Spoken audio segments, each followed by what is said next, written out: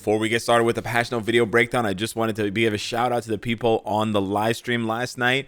We were right on almost every guess we made, aside from a few. And if you know, you know. But now let's get into the patch notes. So we've got a brand new character, Sleeper, getting added to the game. Interesting, no gender, but an alien race, not human like most of the other symbiotes in the game. Pretty interesting. Also combat, also hero. This is going to be a premium character, but they will be available, it seems, in the Black Friday event stage token exchange. So it seems like there will be a way to farm the character for free shortly after the update. So keep your eyes peeled for the videos on that. You got Symbiote, healing, and leadership ability. So as a hero, they can take full advantage of the White Fox buffs, which is pretty nice. But then let's check out what they got. So they got increased basic attack, but they favor their father, Venom. So increased basic attack there, like Hope with Cable, like old Miles with Spider-Man, etc. Then you've got the tier 2 passive with damage reduction, skill damage, bonus damage, and invisibility. Then you've got the tier 2 passive, which has one of the most bizarre effects I've ever seen. So there's got the debuff cleanse for symbiote allies, which is very good for PvP. But then here we go, the tier 2 effect here applies to symbiote allies, so it's a support buff. Increases basic damage dealt to villains. Increases basic damage received from villains. I don't know if this is a typo and it should be decreases basic damage received, but I've never seen a character that deals more damage to one typing but also takes more damage from them. It seems a bit redundant or kind of weird, but we'll have to wait and see in game if that's the way it is or if it's supposed to be decrease. We'll see. The rest of the kit, pretty straightforward. Removing active buff, fear, frenzy buff, incapacitation, poison damage, or no, sorry, physical damage with poison added. So no poison damage OBs are going to be needed for this character. 100 immunity, another frenzy buff, invincibility, heal, stuff like that. Nothing crazy, right? Clearly a symbiote support character. Then we have the 3 new uniforms. They're going to be 50% off during the sale, so you don't have to worry about waiting for Black Friday specifically to land in order to pick these up because they will be at the highest possible discount, $8.75. Spider-Man here, keeping the speed typing, keeping the hero. He now has the spider sense, leadership, and symbiote abilities. So he does lose the agility ability. That's fine because he gains the symbiote, which is much more valuable. Now his uniform effect is going to increase his crit rate, dodge, and then he's going to ignore half of an enemy's damage decrease, but only for non-PvE stuff, so only for PvP stuff. That is almost identical to what his newest uniform has, the Back to Basics, which was 30 and 30 for the crit rate and dodge. Now it's 35 and 35, so it gets bumped up by a tiny bit. His Web Warrior Wrecker, his tier 3 skill, is getting bumped up a little bit. I can't see exactly where the buffs are because he keeps that 25% attack and defense for 30 seconds. And everything else seems the same. So maybe they're just changing the number of hits on it, or they're changing the amount of damage and the way the damage scales, something like that. His tier 2 passive is the same, 25% guaranteed dodge and then 60% increased damage to villains. That's exactly the same. Spider stealth is as well exactly the same. So yeah, below 50%, he pops 30 and then he gets 5 seconds of invisibility. His skills do seem to be changed a little bit here and there. Mainly you have the percentage on some of the skills being changed, like the 5th skill is going from 50% of physical attack to 150, so they're tripling it, and they're actually keeping the cooldown at 15 seconds. They are increasing the cooldown on his 4th skill by 2 seconds, which increases it by 1 second when you have max skill cooldown, so he won't be able to spam his 4th skill quite as much, but we'll have to wait and see. Anyways, the rest of it is exactly the same. Exactly the same. So I've seen people complaining about this already, that it's just a copy and paste. I can understand why you feel that way. We'll have to wait and see how he performs in game, and we'll have to wait and see how he performs as a synergy with the symbiotes. I think that's going to be the biggest thing here, is the symbiote synergy. They're giving him access to the synergy, so they don't necessarily have to make him stronger. He was, not necessarily in the meta for PvP, but he was sniffing around the borders of the meta, so this might kick him right back into the contention here. Venom remains a combat hero, also 50% off. He has the healing symbiote and weapons master tag, so that's pretty cool. He just basically gains the weapon master tag, which makes him more valuable for World Boss Legend because he's available now for, I believe, more stages. Maybe not, actually. Maybe Weapons Master doesn't have any stages. I'm tripping. Okay. Anyways, we'll have to wait and see. But basically, he only had 2 abilities before, so he's basically just gaining an extra ability tag.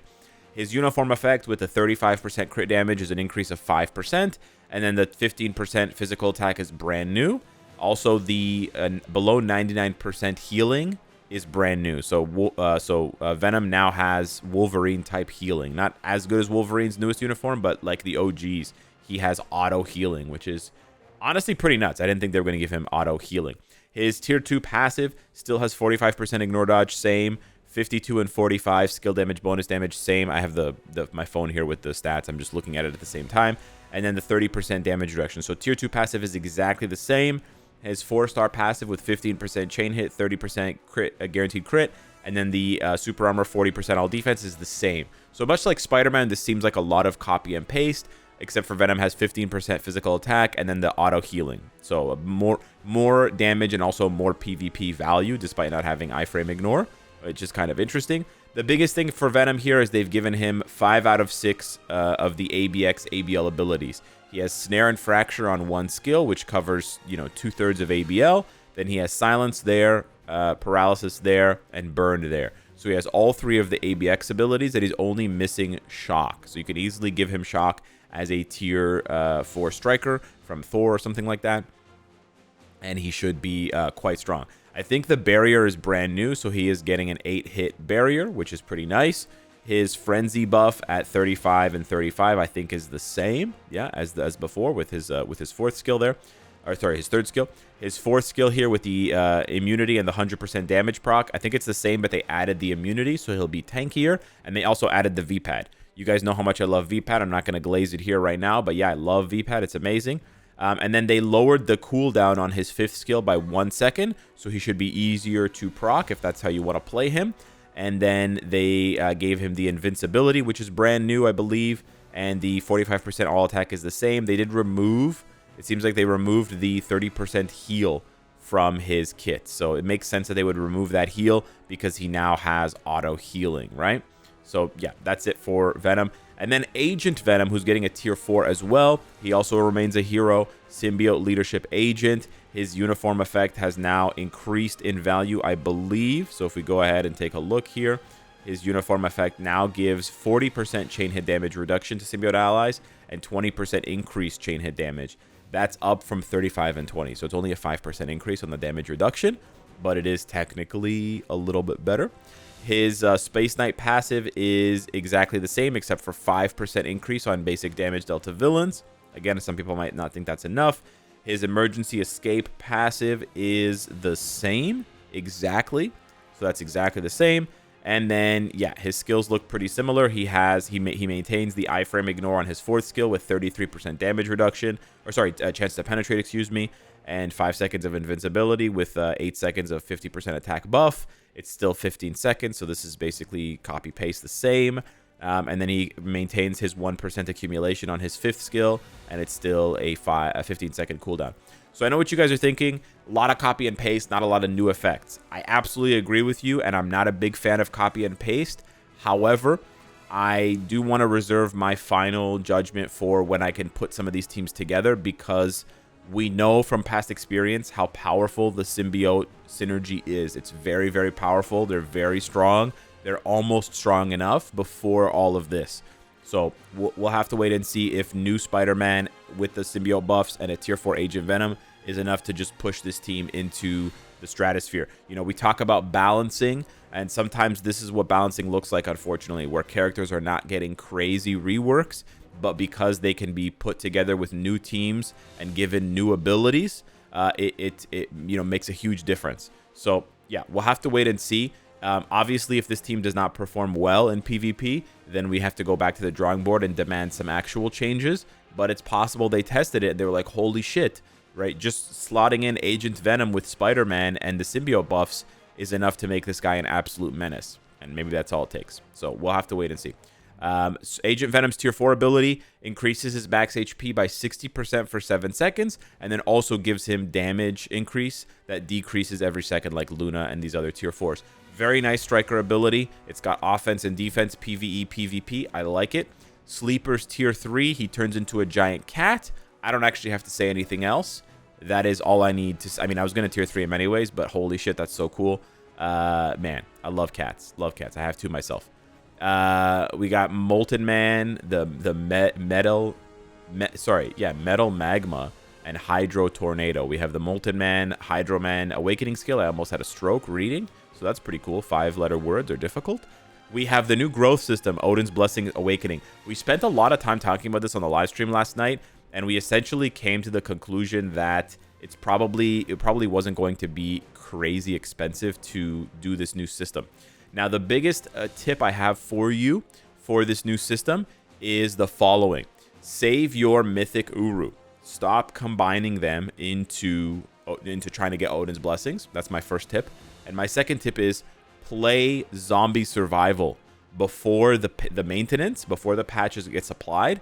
Play Zombie Survival and collect all of the rewards. All of the rewards. You know what I'm saying? I'm going to plug in my phone here so I can show you guys real quick.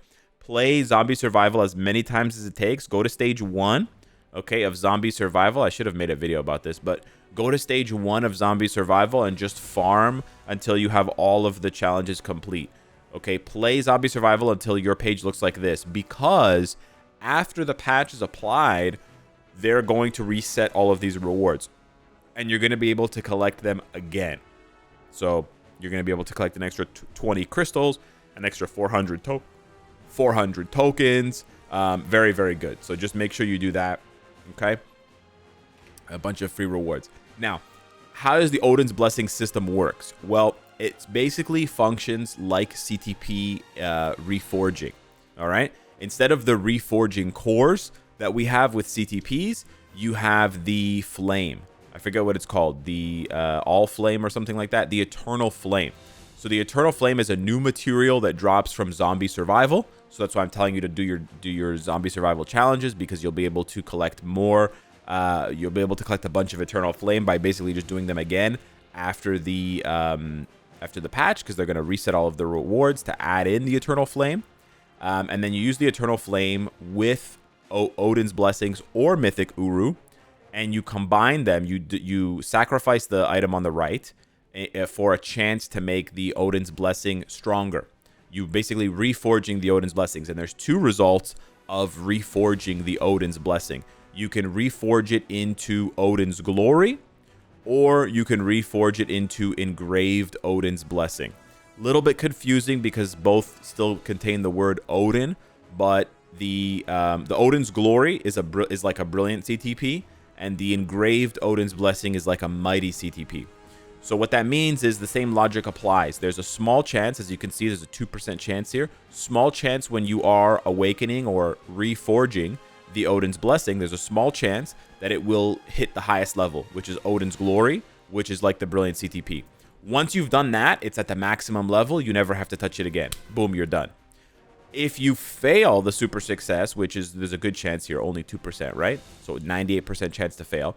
Then you will buff up this Odin's Blessing into an Engraved Odin's Blessing. It will still provide you with a better bonus, a bigger bonus than when it was just an Odin's Blessing, but it won't be as good as the Odin's Glory. So it won't be a brilliant Odin's Blessing. It will be like a mighty. But that means that you can try again later. If the next day or the next week you get another Mythic Uru, you get some more Eternal Flame, you can try this again. And you can try as many times as you want. Now, the super success chance is going to increase when you use Odin's Blessings. So you can burn Odin's Blessings to make other Odin's Blessings stronger. Obviously, I don't recommend doing that. 2% is very, very low. My gut reaction is this should be at least 5%. That's just my gut reaction. I don't think anything in gacha games, whatever, should be lower than 5%. Unless you're pulling for like some super OP character.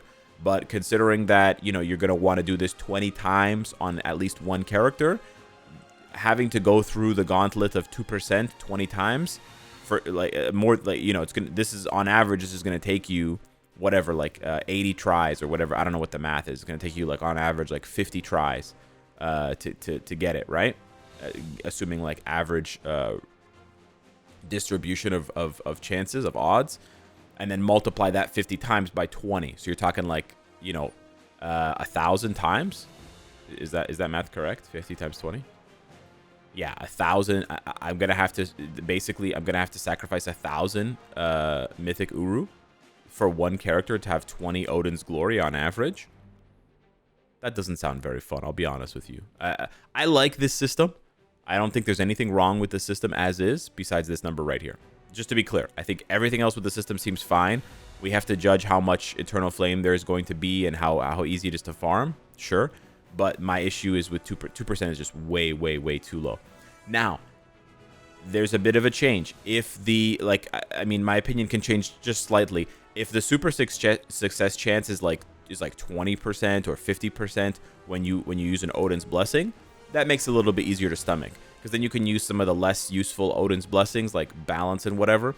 You can use some of the less useful Odin's Blessings to buff up the to buff up the Odin's Blessings that you really care about on characters that you really care about. But anyways, yeah, I think the system is fine otherwise. I'm happy that it doesn't cost a ton of materials. It's sort of like a balance between costing too many materials or you having to repeat the process many times. I think that they're trying to strike a balance between that, and I understand that, and that's fine. But yeah, I think 2% is just way too low. It's very discouraging at 2%. I think they should try to bump this to 5% or 4 or 5% at least. So there you go. You have Awakening Super Success, and you can see big number gets even bigger. And then there's just an extra basically bonus effect that is applied called, what is this called? I don't know what it's called. Odin's Glory? No, I don't know. Awakening effect, excuse me. There's an awakening effect that happens when you equip a certain number of engraved Odins or Odin's Glory. And it's like a cumulative buff that increases your instinct attack up to a certain percentage on that character specifically, depending on the number of engraved Odins or Odin's Glory that you have. Same rules still apply to Odin's Blessings. You can't equip more than one of the same kind on each piece of gear, so they haven't broken any of the existing Odin's Blessing rules or changed any of them.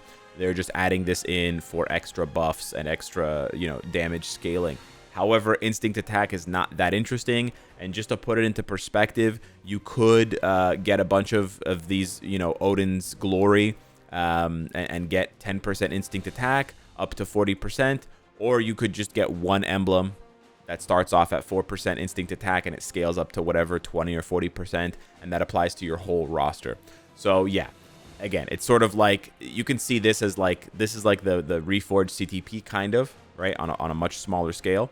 And then the emblems are like the premium cards where it applies to your whole roster and it gives you the same effect. So it's good, but it's not game breaking. It's not, character breaking. This is not gonna make or break whether your character is strong. You're not gonna be like, oh no, I can't do this content because I don't have awakened Odins. It's not gonna be that important, right? It's not as important as cards. It's not as important as CTP, right? It's not even as important as emblems, in my opinion. It's less important than emblems.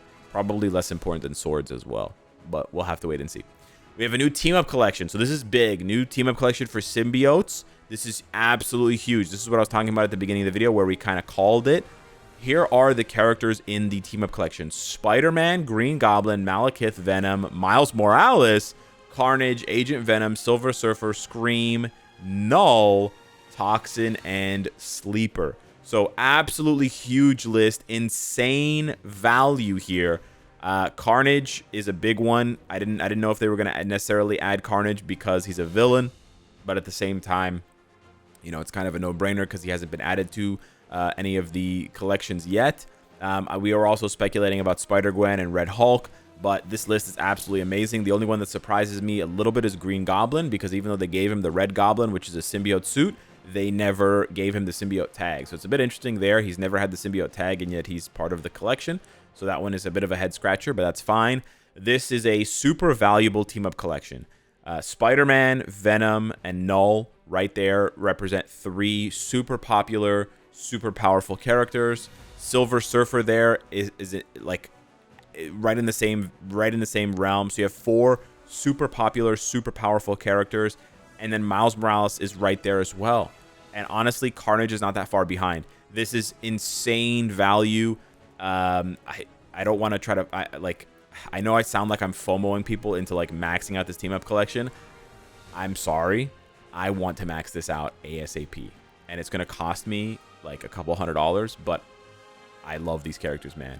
And I want them to pop the fuck off. And yeah, it's going to be sick. It's going to be sick. Now, you're wondering what happens when the same hero is under multiple team-up collections. Am I going to get 20% added Pierce for Spider-Man because he's in the Avengers team-up as well? No. How it works, the collection option, which is the added attack and the added Pierce, will only be applied with the highest collection option. So if you have both at level 20, it's just going to pick one, and it's only going to give 10% Pierce and 40% attack. If you have one that's level 1 and one that's level 2, it's going to take the team-up collection that's level 2, and it's going to apply whatever the stats are. However, the team-up options will all apply. Now, the team-up options are not crazy buffs. It's like, 7% ignore dodge, 7% physical attack. It's not like crazy buffs. It is good. It is good. Don't get me wrong. It is good, but it's not like insane buffs that are going to like make or break the character. Again, so for example, here for Spider-Man, we'll use Spider-Man as the example here. I have Spider-Man tier 3. I have 9 out of the 10 buffs. So Spider-Man is currently getting 7.5 energy defense, 7.5 ignore dodge, 5% fire resist. He's getting 7.5% increased damage dealt to aliens. He's getting 7.5% increased damage dealt to boss types. This kind of stuff. Both of them will apply. So instead of getting 7.5% decreased damage from villains, he'll get 15% damage decrease from villains. And then instead of 7.5% HP, he'll get 15% HP. So you can have some pretty decent buffs stacking up there, but it's not going to be sort of like game breaking, but still good. So yeah. Also keep in mind that because this new team up collection is coming out, the existing Avengers tokens will be farmable in ABX and ABL now, which is quite nice. We have the zombie survival improvements. So they're adding flame and eternal flame to zombie survival, which is why I told you before to finish all of these challenges so you can get all the rewards again, because it says the progress that was completed before the update will be reset. So you can double dip on the rewards. They're also adding gold to the rank rewards, so you have even more incentive to play this game mode. I already like this game mode. I know I haven't made too many videos on it, but I do like it, and I'm going to continue to play it. It's fun, it's easy, and the rewards are very, very good. And then they've also made it very clear, because some players are confused still, and rightfully so. They've made it clear that you can use support characters, and you can now filter the available characters by support type characters, so you can apply 2, 3, 4 different support characters if you want to your zombie survival lineup. They've also made the effects easier in zombie survival, so you can locate the boss more quickly. And they've also improved your character's targeting so that your character targets the boss more frequently. This was basically my biggest issue with zombie survival, was that your character's targeting was really weird, and sometimes you would just like target random enemies behind you or beside you instead of the boss that was right in front of you. So I'm glad that they've changed that, and they've manually adjusted the targeting so that it favors your character targeting the boss. We have the new artifacts. Sleeper looks pretty good. He gets the Gilgamesh artifact for himself. Well, they look pretty good, but they're for like kind of waste man characters. Molten Man is just attack and HP, and then Hydro Man is just attack with a larger percentage. We have the Future Pass. We have the new icons. Really cool. You've got the Symbiote Cat. You've got I've Got a Gun, Annie, Run. And you've got Spider-Man standing at the top of the pillar waiting to, smoke you. So yeah, 3 really nice icons. Probably want to get at least one of those myself. You got the uniform collection. So this confirms that we're not going to be getting, more symbiote uniforms as far as the collection. So this is probably RIP to the idea of symbiote Black Widow. It doesn't mean that Null won't be getting a uniform. But now that I think about it, if I go to the uniform collection in game, was there a uniform collection for there was a uniform collection for Sentry and the Annihilator, Sentry and the Challengers. This is interesting. So in game, Sentry's uniform was part of the team up collection for that anniversary update. It's gonna take a second here to load, but he was there with Titan Hulk, what's his name, Ant-Man, and Thor. This time around, Null is not in the team up collection. Or sorry, Null is not in the uniform collection. Interesting. I still think Null's getting uniform. I think it's like 100%, 99% chance. But it's just interesting that they're choosing to do it this way. So we'll have to wait and see. Update hot deals are returning, including Black Friday tokens. So yes, you will be able to get the CTP unequip. Just keep in mind, for those of you guys, just a little bit of a pro tip here. For the CTP unequip pack, you can, when you buy the pack, you don't click acquire now. Just click close on the left side. And then it will be put into your item tab for 60 days. 60, okay? You can see how mine expires in 4 days. So I've been waiting 56 days, almost 2 months. But look at this, right? I bought this almost 2 months ago, back in September, okay? Now I can click acquire, and now it's going to put itself into my gift tab, right? With a 59-day timer. Again, you can see this 59-day timer on those items.